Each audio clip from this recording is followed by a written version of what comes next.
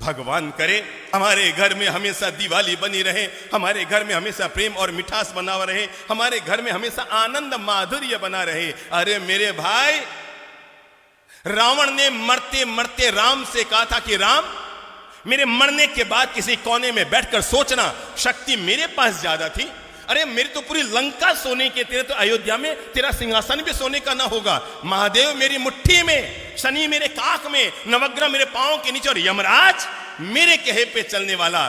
पर राम अपने राजमहल में पहुंचो ना अयोध्या, तो वहां पर जाकर सोचना कि आखिर ऐसा क्या हुआ कि युद्ध में तुम जीते और मैं हार रहा हूं, तुम जीत रहे हो मैं मर रहा हूं। मरते मरते रावण ने राज खोलते हुए कहा कि हे राम, मेरे मरने के बाद एक बात अपने कोने में बैठकर सोचना, युद्ध में तुम क्यों जीते और मैं क्यों हारा।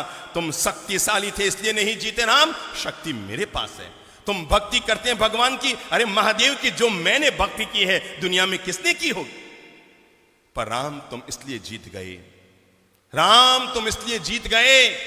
मरते मरते रावण ने दुनिया का एक गजब का राज खोला और पूरी मानवता के लिए, प्राणी मात्र के लिए और घर घर में रहने वाले भाइयों के लिए प्रेम का एक मंत्र देता हुआ दुनिया से गया रावण। और जाते जाते रावण ने राम से कहा था कि राम, मेरे मरने के बाद कोने में बैठकर सोचना, तुम इसलिए जीत गए, सिर्फ इसलिए जीत गए राम, तुम इसलिए जीत गए क्योंकि तुम्हारा भाई तुम्हारे साथ था।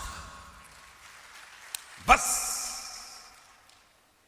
तुम इसलिए जीत गए क्योंकि तुम्हारा भाई तुम्हारे साथ था।